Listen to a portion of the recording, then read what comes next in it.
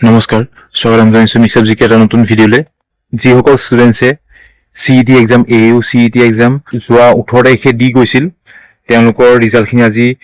ইউনিভাৰ্চিটিয়ে মুকলি কৰি দিছে স্ক'ৰ কাৰ্ডখিনি মুকলি কৰিছে স্ক'ৰ কাৰ্ডখিনি ডাউনলোড কৰি আপোনালোকে চাব পাৰিব বহুতে গম পোৱা নাই স্ক'ৰ কাৰ্ডখিনি কেনেকৈ ডাউনলোড কৰিব লাগে চ' আজি এই ভিডিঅ'টোত তাৰে ওপৰত ডিছকাছ কৰিম আপোনালোকে প্ৰথমতে ইউনিভাৰ্চিটিৰ যিটো ৱেবছাইট aau.ac.in তালৈ আপোনালোকে গৈ ল'ব গুগল ক্ৰমত গৈ তারপর আপনাকে তলে স্ক্রল করে দেখিব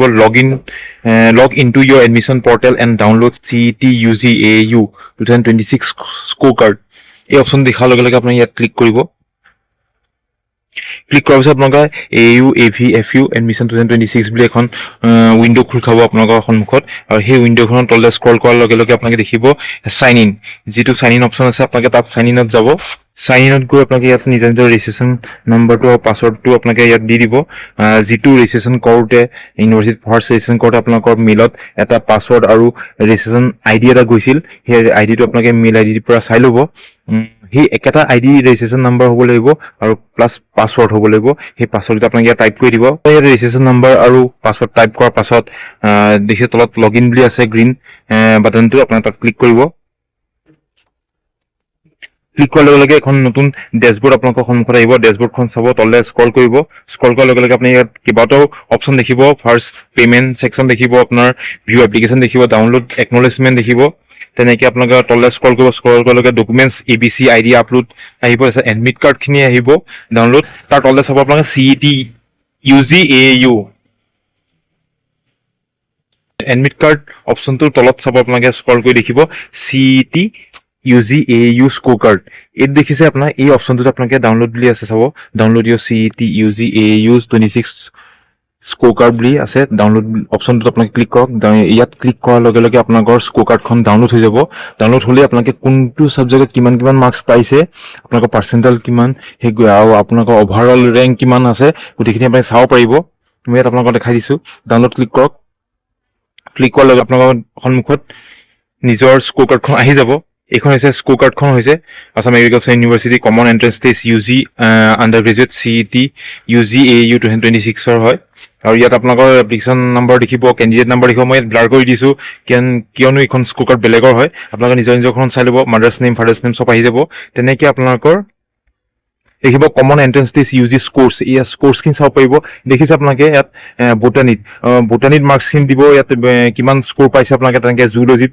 কিমান মাৰ্কস পাইছে কিমান পাৰ্চেন্টাইল পাইছে আপোনালোকে তাত চাব পাৰিব নিজৰ স্কোৰখিনি কেমিষ্ট্ৰি কিমান পাইছে ফিজিক্সত কিমান পাইছে আৰু টোটেল CET স্কোৰখিনি আৰু টোটেল গোটেই চাৰিটা সাবজেক্ট মিলাই পেলাই বোটানি জুলজি ফিজিক্স কেমিষ্ট্ৰি মিলাই পেলাই টোটেল স্কোৰ আপোনালোকে কিমান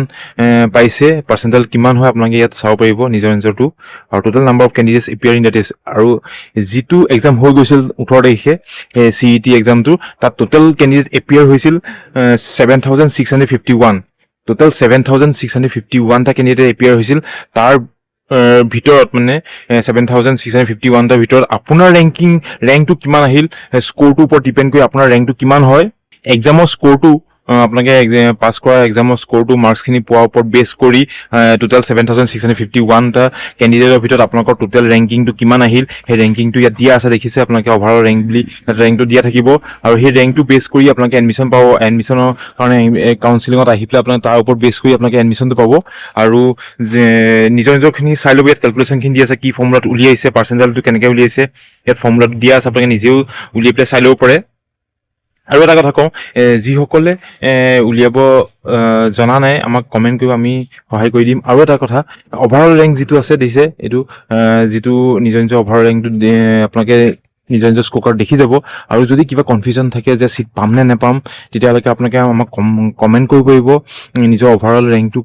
ৰেংকটো লৈ পেলাই আমাক কমেন্ট কৰিব নিজৰ ওভাৰঅল ৰেংকটো কিমান আহিছে তেতিয়া মই সেই ৰেংকটো ওভাৰঅল ৰেংকটো চাই পেলাই আপোনালোকে সিট পাব নে নেপাব বা ফাৰ্ষ্ট কাউন্সিলিং পাব নে সেকেন্ড কাউন্সিলিং পাব সেই গোটেইখিনি ডিটেইলছ মই আপোনাক দি দিব পাৰিম কিন্তু আপোনালোকে যদি জানিব বিচাৰে নিজে সিট পাব নে নাপায় তেতিয়াহ'লে আমাক এই যেটো ওভাৰঅল ৰেংক আপোনালোকৰ যেটো আহিছে সেই ৰেংকটো হতি আপোনালোকৰ নামৰ হতি মোক আপোনালোকে মেছেজ কৰিব কমেন্ট কৰিব তেতিয়া মই এডমিশন পোৱাৰ কিমান প্ৰবাবিলিটি আছে গোটেইখিনি মই আপোনাক ডিটেইলছত জনাই দিম আপোনালোকে কি প্ৰবলেম পালে আমাক কমেণ্ট কৰিব কমেণ্ট বক্সত, আমি সহায় কৰিবলৈ চেষ্টা কৰিম। চাই থাকিব আমাৰ চেনেল মিক্স আপ জিকে। আৰু ইয়াৰ পিছত এডমিশ্যন কেতিয়া হ'ব, কাউন্সেলিং কেতিয়া হ'ব, ফাৰ্ষ্ট কাউন্সেলিং গোটেই ডিটেইলছখিনি আমি নেক্সট ভিডিঅ'ত দি থাকিম। চাই থাকিব আমাৰ চেনেল মিক্স আপ জিকে। ধন্যবাদ।